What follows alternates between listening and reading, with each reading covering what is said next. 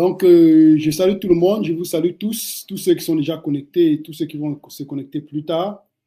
Que l'Éternel vous bénisse et vous remplisse de ses grâces en Jésus-Christ, notre Seigneur et Sauveur. Amen. Un instant. Donc, aujourd'hui, nous allons parler de la prière. Et avant de commencer, je vais vous inviter à prier avec moi. Père, nous te rendons grâce encore infiniment. Merci pour ce moment que tu nous donnes de pouvoir passer en ta présence en ce jour d'adoration, ce jour de joie, ce jour de fête, parce que tu nous as libérés des ténèbres à la lumière. Que seul ton nom soit béni, Père. En ce moment, nous te prions d'envoyer sur nous ton Esprit Saint et de nous guider dans cette étude afin que nous puissions t'adorer comme il plaît à ton cœur. En Jésus-Christ, notre Seigneur Sauveur, nous avons prié. Amen. Donc, comme nous avons dit, nous allons parler de la prière. Et nous savons que la prière, c'est le soupir de l'âme. Donc, c'est sans la prière, le chrétien ne devrait pas vivre. Donc, et la prière est d'une importance capitale pour le chrétien. Mais sauf que nous sommes arrivés à la fin des temps et nous savons que le diable est descendu dans Apocalypse chapitre 12 avec grande fureur en sachant qu'il a peu de temps. Et du coup, il va chercher à contrefaire tout. Il va contrefaire la Trinité, il va contrefaire le plan du salut, il va contrefaire tout, quoi. Donc, et dans la contrefaçon, il va aussi chercher à contrefaire la prière. Donc, l'étude d'aujourd'hui, la méditation que nous allons faire aujourd'hui pour l'ouverture du sabbat est vraiment vaste, mais nous allons prendre juste quelques points saillants, quelques points importants par rapport à notre marche dans la foi. Donc, nous allons partager ensemble quelques pas vraiment quelques astuces, mais quelques pièges. Parce que nous savons que l'ennemi est là, il rôde comme un lion qui cherche la proie. Et nous voyons que dans Matthieu chapitre 24, verset 4, Jésus-Christ dit à ses disciples, gardez-vous que personne ne vous séduise. Le plus souvent, je veux dire, le psaume que la plupart d'entre nous connaissent par cœur, c'est le psaume 23. Et nous considérons le psaume 23, disons que la majeure partie des personnes citent ce psaume. Le Seigneur mon berger, je ne manquerai de rien. Beaucoup de personnes connaissent ce psaume. Et il faudrait qu'on s'arrête un peu sur certains points de ce psaume. Parce que remarquons bien que dans Jean chapitre 10, Jésus-Christ dit qu'il est le bon berger. Il est le bon berger. Ça veut dire qu'il y a des mauvais berger ou bien qu'il y a le mauvais berger.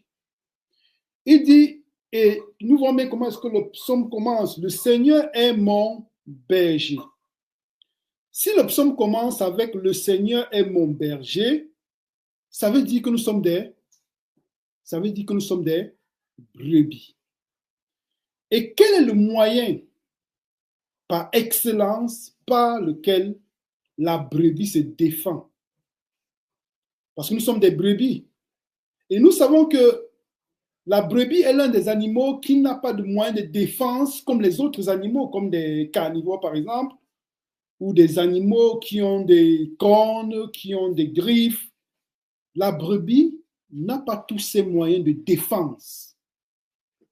Et le moyen de défense de la brebis, c'est quoi? C'est qu'elle crie, c'est qu'elle bêle. Quand le cri de la brebis correspond à la prière. Parce que nous sommes des brebis.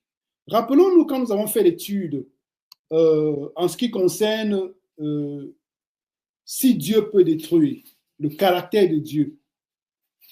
Dans l'avant-dernière présentation que nous avons faite avant le frère Armand, nous avons pris l'image, considéré l'image du berger et des brebis. Et nous avons remarqué que nous ne pouvons comprendre la question des 10 plaies, des 7 plaies autant pour moi, parce que dans l'Apocalypse chapitre 16, c'est 7 plaies, nous ne pourrons comprendre la question des plaies que dans le sens, dans le contexte de l'alliance. Et l'une des images que nous avons utilisées dans le contexte de l'alliance, c'est que Jésus-Christ est notre berger. Parce que nous savons qu'en ce moment, quand l'Esprit de Dieu va se retirer de la terre, de même que dans l'Apocalypse dans Genèse chapitre 6, nous voyons versets 4 et 5, quand Dieu dit « Mon esprit n'habitera pas continuellement avec l'homme ». Et c'est quand l'Esprit de Dieu se retire que nous avons tout ce qui se passe après. De même, vu que le temps de Noé est un type de ce qui va se passer à la fin des temps, quand l'Esprit de Dieu va se retirer de la terre, l'ennemi aura les pleins pouvoirs. Et personne de nous n'a fait cette expérience de la puissance à 100%, à 360 degrés, de la puissance des ténèbres. Et en ce moment précis, le peuple de Dieu va crier à Dieu. Les brebis de Dieu vont pleurer à Dieu comme les brebis pleurent quand il y a un danger. Pourquoi? Parce que nous voyons bien dans l'Apocalypse chapitre 13.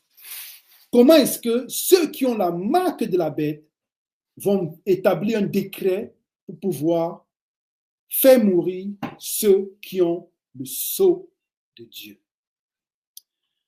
Donc, le Michael, comme il est écrit dans Daniel chapitre 12, verset 1, se lèvera, Jésus-Christ, pour défendre son peuple.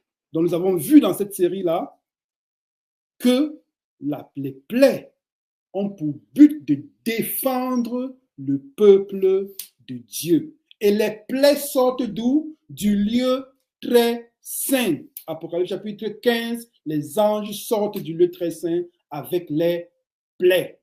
Donc, dans le lieu très saint, il n'y a pas les anges déchus. Parce qu'il y a des gens qui disent maintenant, non, ce n'est pas Jésus, ce n'est pas Dieu qui envoie les plaies. Du coup, comme si dans Genèse chapitre, dans Exode, dans le livre d'Exode, ce n'est pas Dieu qui a libéré son peuple avec les plaies. Donc, vraiment bien il faut bien que nous restions, que nous soyons un peu équilibrés dans ce que nous disons. OK. Donc, étant donné que nous sommes des brebis, Jésus-Christ nous défend. Il nous défend des loups, comme vous pouvez voir sur l'image. Mais, quelle est la relation que nous avons avec notre berger? Quelle est la relation que nous avons avec notre berger? Est-ce que la relation que nous avons avec notre berger est une relation comme celle que nous avons avec le bancomat? Est-ce que la prière pour nous est comme un bancomat? Donc, quand j'ai besoin d'argent, je vais juste avec ma carte pour pouvoir retirer de l'argent. Est-ce que ma relation avec Jésus-Christ, la prière, est un bancomat ou un distributeur? Ça, c'est une question personnelle. Chacun de nous doit répondre personnellement dans sa relation avec Dieu. Donc, nous allons remarquer que la prière est d'une importance capitale. Mais sauf que l'ennemi ne dort pas. Parce que l'ennemi n'a pas de sabbat. Lisons ce que dit l'esprit de prophétie dans Événement, non, avec Dieu tous les jours. Ce que dit l'esprit de prophétie avec Dieu tous les jours. Il y a deux sortes de prières. La prière formaliste et la prière fervente. Les répétitions d'usage, les phrases traditionnelles prononcées lorsque le cœur ne sent pas le besoin de Dieu constituent la prière formaliste. Comprenez bien qu'au cœur de la prière, il doit y avoir le cœur, notre cœur. Donc, au centre de la prière, il doit y avoir notre cœur. Ayons donc soin, dans toutes nos prières, d'exprimer les besoins de notre cœur et de dire seulement ce que nous avons l'intention de demander. Toutes les expressions fleuries dont vous pouvez vous servir n'équivalent pas à un seul désir fervent. Les prières les plus éloquentes ne sont pas de vaines redites si elles ne sont pas l'expression des vrais sentiments du cœur. Comprenez bien qu'au centre de la prière, il doit y avoir du cœur. Mais la prière qui monte d'un cœur sincère, avec les accents semblables à ceux dont adresserait ici-bas à un ami pour lui demander une faveur sur laquelle on compte, est la véritable prière de la foi. Le publicain qui monta au temple pour prier nous offre l'exemple parfait de l'adorateur sincère et consacré. Il sentait qu'il était un pécheur et son extrême misère le poussa à s'écrier avec ardeur, ô Dieu, est... Ok, ô Dieu, parce que là, il y a quelque chose qui m'inspire, je lis. Ô Dieu, sois apaisé envers moi qui suis un pécheur. Donc, nous comprenons que, à partir avec cette citation, nous comprenons que la prière fervente, qu'il y a deux types de prières. La prière fervente et la prière formelle. Donc, la prière fervente et la prière formaliste. La prière formaliste n'a pas de cœur, ne vient pas avec une motivation de cœur d'amour, mais la prière fervente est celle dans laquelle il y a notre cœur. Ok. Donc, nous voyons que la prière est d'une importance capitale. Nous avons vu aussi comment est-ce que la prière est d'une importance capitale avec le fait que nous sommes des brebis. Et la seule personne qui peut nous défendre contre notre ennemi, qui est-ce? C'est Jésus-Christ, notre berger. Et Jacob, vu que nous allons traverser le temps d'angoisse de Jacob, comment est-ce qu'il s'est comporté quand son frère Ésaü, qui est plus fort que lui, venait contre lui? Il est allé dans ce combat dans la prière. Alors, par rapport à notre sujet, vu que la plupart d'entre nous, nous savons un peu comment prier, n'est-ce pas? Mais nous allons voir comment ne pas prier, vu que c'est le but de notre étude. Comment ne faut-il pas prier? Parce que si nous connaissons comment il ne faut pas prier, du coup, nous saurons comment prier. Parce que souvent, nous pouvons essayer de comprendre comment prier sans toutefois explorer aussi cet aspect de comment ne pas prier et tomber dans l'erreur. Alors, comment ne faut-il pas prier? Nous allons lire certains versets dans la Bible pour voir comment il ne faut pas prier. Nous devons demander au nom de Jésus-Christ. Lisons les versets. Jean chapitre 16, verset 23-24. Il est écrit, « En ce jour-là, vous ne m'interrogerez plus sur rien. En vérité, je vous le dis, ce que vous demanderez au Père, il vous le donnera en mon nom. Jusqu'à présent, vous n'avez rien demandé en mon nom. Demandez et vous recevrez afin que votre joie soit parfaite. » Comment est-ce que nous devons demander? Au nom de Jésus-Christ. Jean chapitre 15, verset 16. « Ce n'est pas vous qui m'avez choisi, mais moi, je vous ai choisi. Et je vous ai établi afin que vous alliez et que vous portiez du fruit et que votre fruit demeure afin que ce que vous demanderez au Père en mon nom, il vous le donne. » Donc, on demande au nom de qui? De Jésus. Colossiens chapitre 3, verset 17. « En quoi que vous fassiez, en parole ou en œuvre, faites tout au nom du Seigneur Jésus en rendant par lui des actions de grâce. À qui? À Dieu le Père. À qui est-ce que nous rendons les actions de grâce? C'est à Dieu le Père. Nous demandons par qui? Par Jésus-Christ. Parce que Jésus-Christ est le pont entre nous et Dieu. Actes chapitre 3, verset 6. Alors Pierre lui dit, « Je n'ai ni argent ni or, mais ce que j'ai, je te le donne. Au nom de Jésus-Christ de Nazareth, lève-toi et marche. » Donc, ce que nous pouvons remarquer à travers ces versets, comment il ne faut pas prier? Il ne faut pas prier au nom de quelqu'un d'autre. Parce que toutes les promesses se trouvent dans le nom de Jésus. Toutes les bénédictions se trouvent dans le nom de Jésus. À partir du moment où Adam a péché dans Genèse chapitre 3, au verset 17, à partir du verset 17, Dieu dit, « La terre sera maudite à cause de toi. » Donc, tout est maudit. Et il n'y a que les bénédictions ne viennent qu'en Jésus-Christ. Donc, nous ne pouvons demander à qui? Au Père qu'à travers Jésus-Christ. Pourquoi c'est important? Parce que comment ne faut-il pas prier? Il ne faut pas prier au nom du Saint-Esprit. La parole de Dieu ne dit pas de prier au nom du Saint-Esprit. La parole de Dieu ne dit pas de glorifier le Saint-Esprit. La parole de Dieu ne dit pas le Saint-Esprit m'a dit.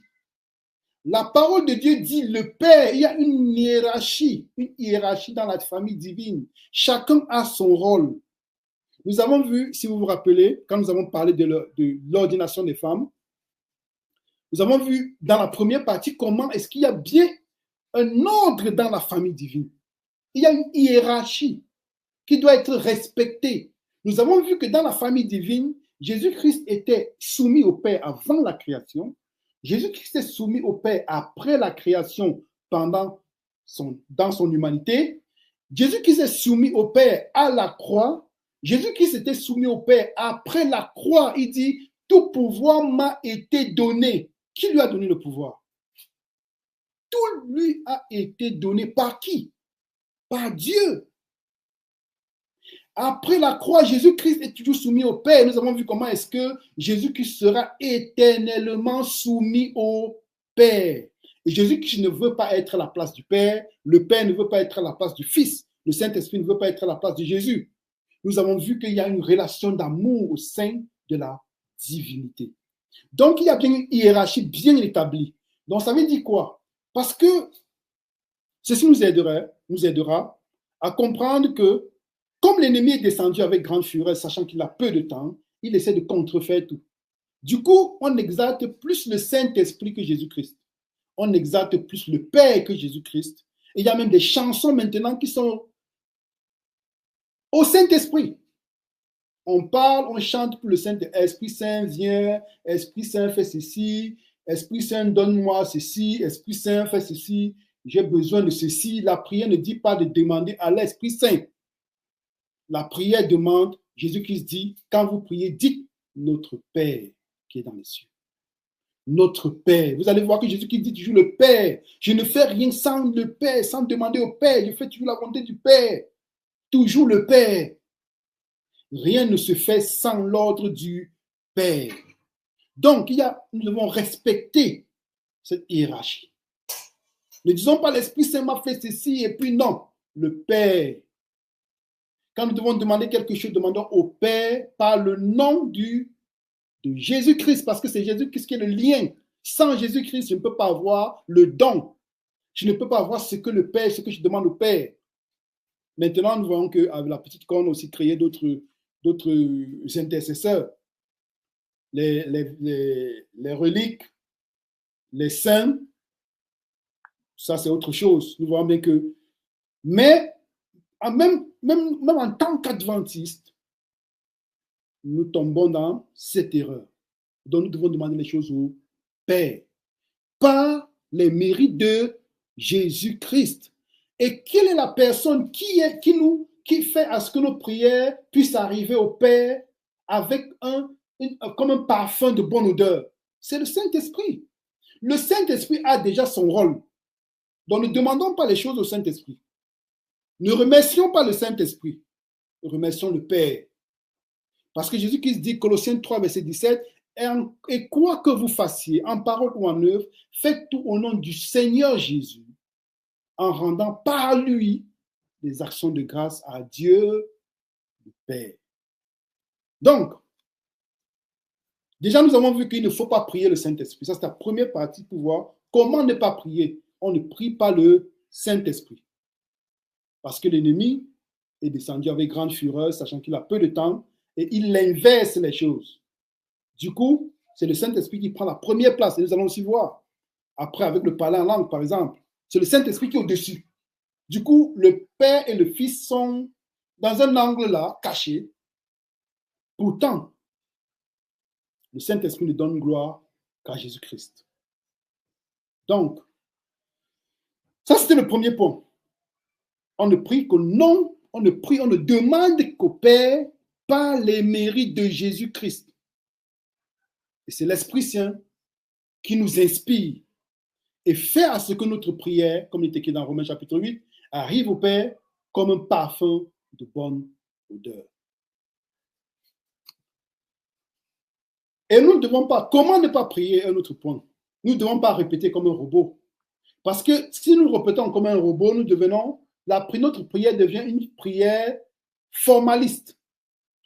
Parce que nous avons vu que l'esprit de prophétie dit qu'il y a deux types de prières.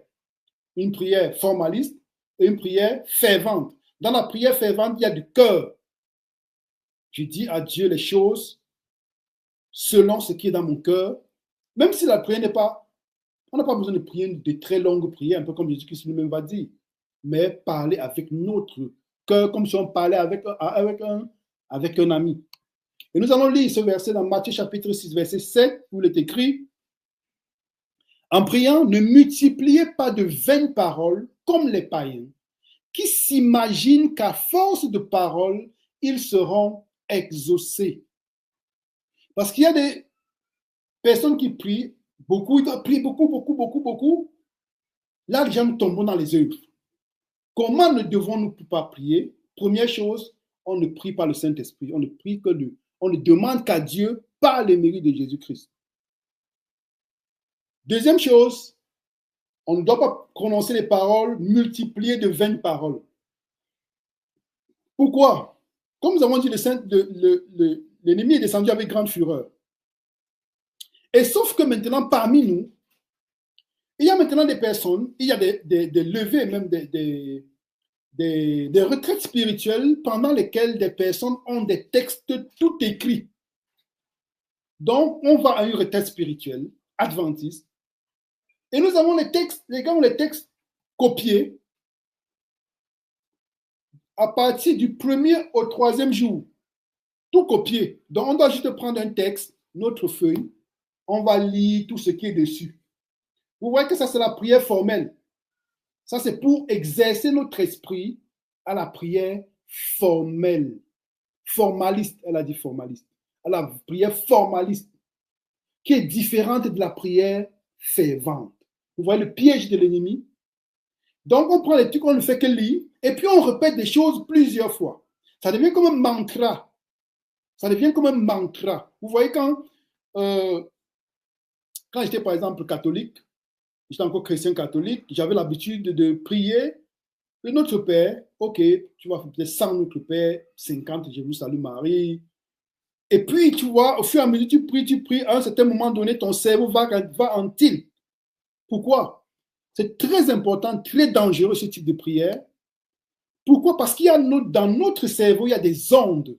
Il y a des ondes alpha, bêta, theta, delta. Et chaque onde, ça dépend des littératures. Il y a des différentes littératures qui vont dire, OK, les ondes alpha permettent juste les ondes bêta permettent juste de pouvoir maintenir la conscience, avoir une conscience éveillée.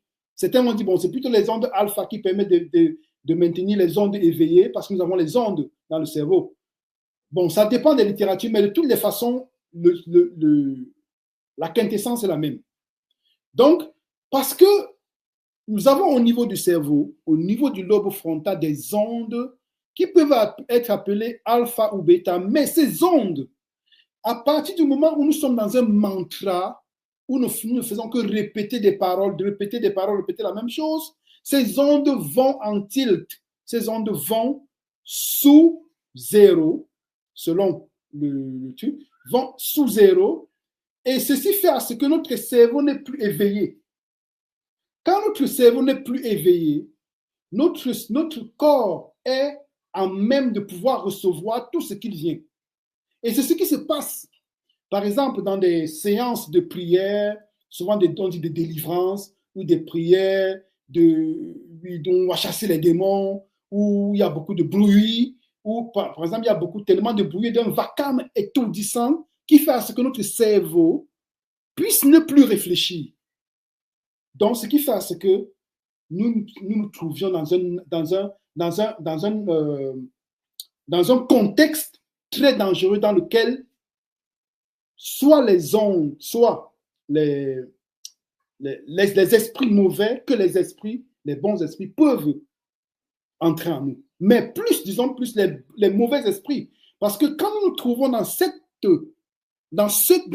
contexte, et c'est ce qui se passe dans beaucoup de concerts rock, par exemple, dans les concerts rock, où il y a beaucoup de vacarme, et nous allons voir, par exemple, dans des églises, dites réveillées, il y a beaucoup de vacarme, et tu arrives, tu te dis, waouh, qu'est-ce qu'il y a ici? Tellement c'est désordonné dans un brouhaha énorme. Ça, ces personnes qui sont en train de vivre ces moments sont en danger parce que les ondes qui permettent de pouvoir filtrer ce qui est bon et ce qui n'est pas bon ventiles et les esprits mauvais, les esprits impurs peuvent posséder ces personnes. Et c'est la raison pour laquelle, dans ce type de rencontre, les personnes sont le plus souvent possédées et après ils disent, je me sens bien, je sens une paix, mais une paix qui ne dure pas. Donc, tout ceci pour dire quoi? Que du point de vue scientifique, c'est démontré que la prière répétitive n'est pas une bonne chose. Jésus-Christ, quand il dit aussi de ne pas prier, de ne pas multiplier des paroles vaines, c'est qu'il veut nous préserver. Non seulement de cette prière qui est formaliste, mais aussi du danger de la possession. Comment ne pas prier? Nous allons aller continuer. Comment ne pas prier?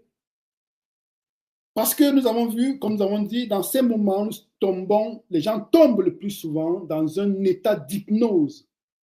Et on peut appeler ceci comme, disons que ça peut être appelé même comme une auto-hypnose. Et ce qui est aussi important, la musique que nous écoutons peut nous mettre dans un état d'hypnose. Dans Jean chapitre 4, verset 23-24, il est écrit « Mais l'heure vient, et elle est déjà venue, où les vrais adorateurs adoreront le Père en esprit et en vérité. Car ce sont là les adorateurs que le Père demande. Dieu est esprit, et il faut que ceux qui l'adorent en esprit et en vérité. » Pourquoi est-ce qu'il dit en esprit et en vérité? C'est parce que le contraire d'esprit et vérité, c'est quoi? C'est charnel et erreur et mensonge. Donc, ce que veut l'ennemi, c'est quoi? À partir de ce que nous avons dit déjà, avec ce que nous avons dit jusqu'à présent, l'ennemi veut que nous puissions adorer Dieu selon la chair. Donc, chacun veut sentir dans son corps la puissance de l'esprit. Il veut sentir parce que la foi ne suffit pas. Il faut que nous puissions sentir dans notre chair pour attester que notre prière a été acceptée par Dieu. Mais est-ce que c'est ça que Dieu dit dans sa parole? Est-ce que c'est ça que Dieu dit dans sa parole? Ce n'est pas ça que Dieu dit dans sa parole. Je ne dois pas forcément sentir en moi quelque chose dans ma chair pour pouvoir être tranquille et savoir que Dieu a accepté ma prière. Non, ce n'est pas la foi. Et nous allons lire dans Philippiens chapitre 4, verset 4 à 6. Lisons ce que dit l'Éternel. Réjouissez-vous toujours dans le Seigneur, je le répète, réjouissez-vous. Que votre douceur soit connue de tous les hommes. Le Seigneur est proche. Ne vous inquiétez de rien, mais en toute chose, faites connaître vos besoins à Dieu par des prières et des supplications avec des actions de grâce. Verset 7. Et la paix de Dieu, qui surpasse toute intelligence, gardera vos cœurs et vos pensées en Jésus-Christ. Qu'est-ce qu'il écrit? Et la paix de Dieu qui surpasse toute intelligence gardera vos cœurs et vos pensées en Jésus-Christ. Ça veut dire, nous sommes ici en train de... Ici, c'est la prière selon l'esprit, pas selon la chair. Mais selon la chair, les gens doivent d'abord sentir dans leur chair qu'ils ont été acceptés par Dieu. Mais Dieu dit non, par la foi, sache que j'ai accepté ta prière. Et ce qui attestera que j'ai accepté ta prière, c'est que tu auras la paix de Dieu dans le cœur qui surpasse toute intelligence. Et la foi suffit. Quand je prie, je sais que, ok, Dieu dit dans sa parole, si je confesse mon péché et que je suis sincère, il est juste et bon pour me pardonner. Ça me suffit. Je n'ai pas besoin de sentir dans ma chair que Dieu m'a pardonné. Parce que lorsque Dieu dit, la chose est. Nous allons continuer notre étude. La prière contemplative. Comment ne pas prier? La prière contemplative est quelque chose qui fait beaucoup déjà de ravages, est en train de faire beaucoup de routes parmi nous, même dans nos communautés. Et la prière contemplative a été instituée par qui? Par Ignace de Loyola, le jésuite. Parce que lui, il enseigne aux gens les exercices spirituels. Comment ne pas prier? Nous avons vu comment il ne faut pas prier, ne pas prier au Saint-Esprit. Ce n'est pas au Saint-Esprit qu'on doit prier. On prie à Dieu le Père par les mérites de Jésus-Christ. On ne doit pas prier comme un robot parce que la prière devient une prière formaliste et non une prière fervente. Nous avons bien vu que dit l'Esprit de prophétie dans son livre Avec Dieu tous les jours, que la prière fervente est celle selon le cœur. On parle à Dieu comme si on parlait à un ami. Donc, on ne doit pas faire une prière comme un robot. Nous ne devons pas répéter la prière parce que déjà, ça devient un mantra. Et ce mantra est très dangereux pour notre lobe frontal parce qu'au niveau du lobe frontal, il y a des ondes. Et si ces ondes vont en tilt, alors, ou bien les ondes selon la littérature, comme nous avons dit, selon certaines littératures, ce sont les ondes alpha qui permettent de pouvoir repousser ce qui n'est pas bien. Mais quand nous sommes dans un certain contexte, les ondes alpha vont en tilt parce qu'ils n'ont pas la possibilité de pouvoir rejeter ce qui n'est pas bien. Donc, le mantra, plusieurs fois répété, fait à ce que nous puissions être disposés, notre cœur soit disposé et notre corps à la possession. Et c'est ce que nous pouvons rencontrer dans beaucoup d'églises dites et réveillées. Comment ne pas prier? Une autre chose, pour conclure, pour aller vers la conclusion de notre étude, de notre petite méditation d'aujourd'hui, c'est les exercices spirituels de Ignatius de Loyola. Ignace de Loyola. Et que dit l'esprit de prophétie sur les jésuites? Parce qu'Ignace de Loyola est un jésuite, était un jésuite. Qu'est-ce qu'elle dit? Les protestants de toute la chrétienté étaient entourés d'ennemis redoutables. Avec les premiers triomphes de la Réforme, Rome rassemblait de nouvelles forces dans l'espoir de l'écraser. C'est alors que fut fondé l'ordre des Jésuites, le défenseur le plus dénué de scrupules, le plus puissant et le plus cruel de la papauté. Libre de toute obligation et de tout intérêt humain, mort au droit de l'affection naturelle, sourds à la voix de leur raison et de leur conscience, les jésuites ne connaissaient d'autres liens et d'autres règles que ceux de leur ordre, ni d'autre devoir que celui d'accroître leur propre pouvoir. Et nous savons que les jésuites ont deux buts. Accroître la suprématie papale et faire ce que le protestantisme puisse être éteint.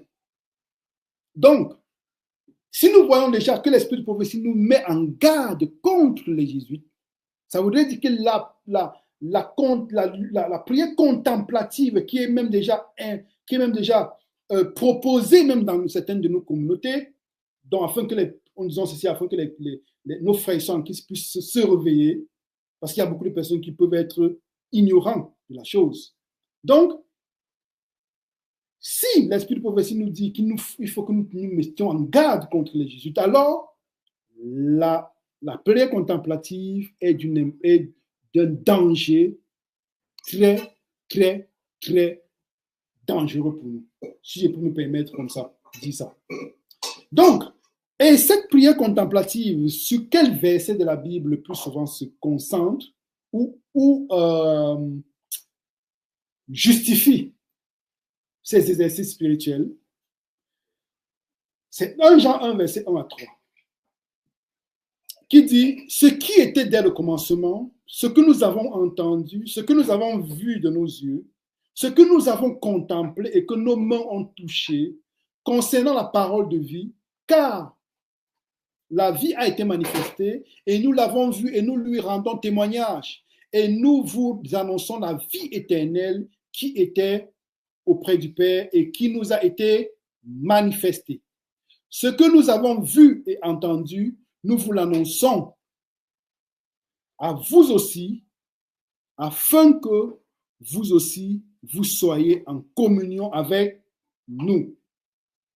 Or, notre communion est avec le Père et avec son Fils Jésus-Christ. Donc, cette contemplation, cette prière contemplative s'éloigne de la contemplation en soi. Dans lequel sens? Il faudrait bien que nous soyons équilibrés.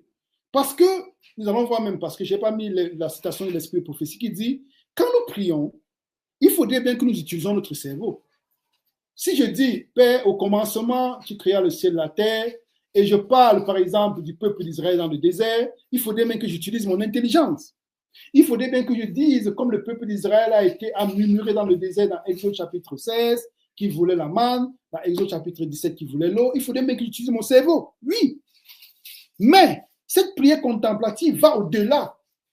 Il faudrait, bien comme nous avons dit, cette connexion, il faudrait que l'esprit puisse me porter spirituellement là, en ce moment précis de l'histoire.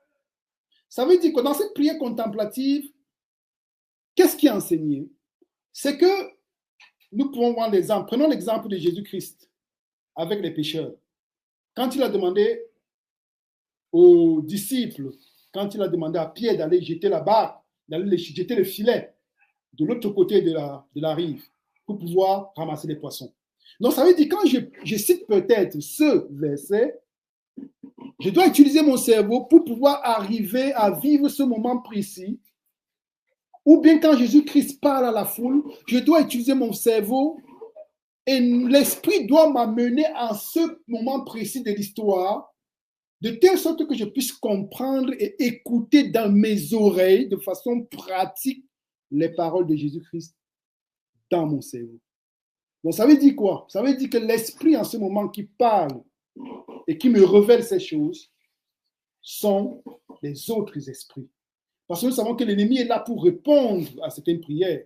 Donc, si nous sommes invités dans des prières contemplatives, sachant que c'est un danger pour nous.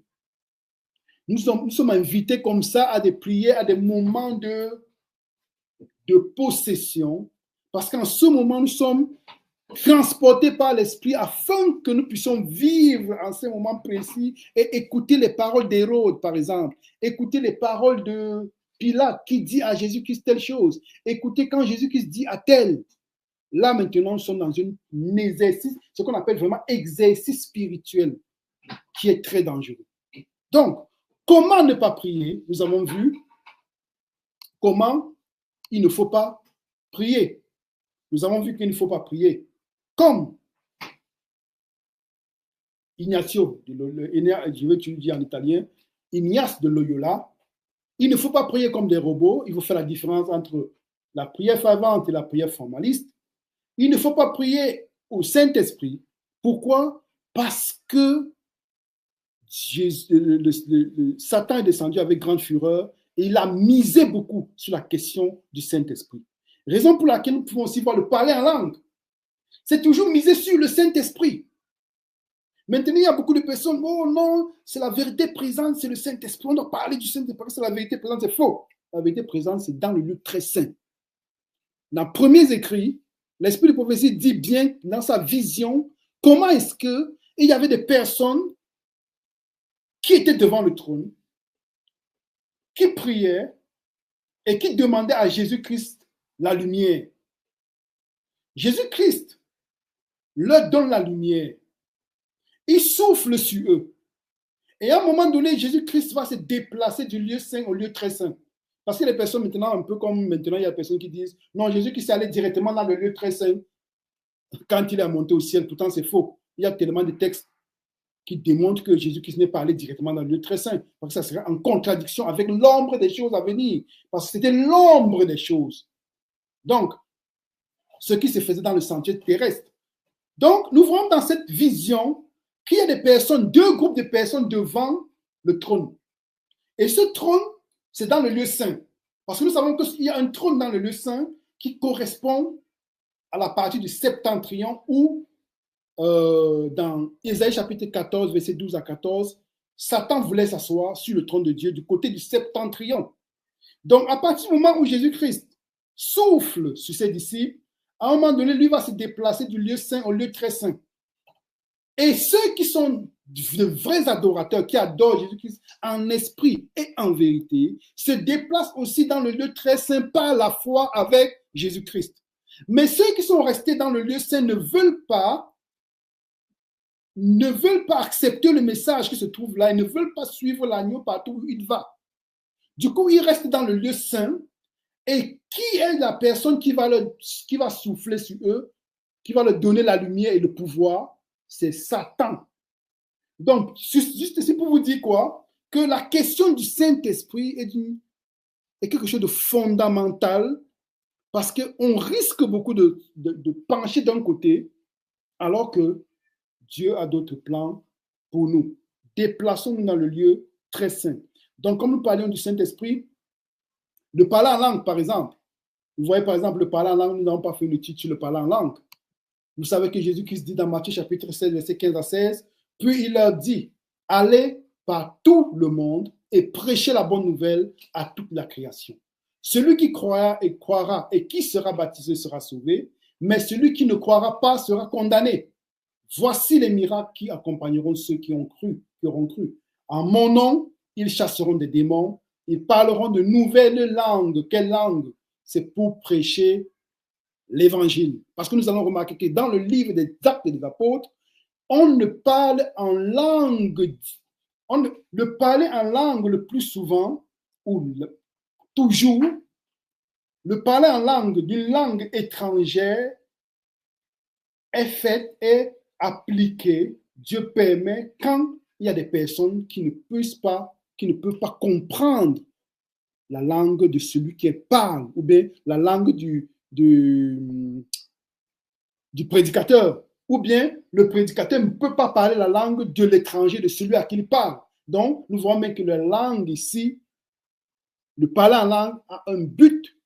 Le but, c'est pour proclamer l'évangile à chaque habitant de chaque nation, chaque tribu, chaque langue et chaque peuple. Donc, comment est-ce qu'il ne faut pas prier? Nous sommes arrivés au thème de notre étude. Comment il ne faut pas prier? Nous avons vu avec la prière formaliste à qui nous devons prier. C'est au Père, par les mérites de Jésus-Christ.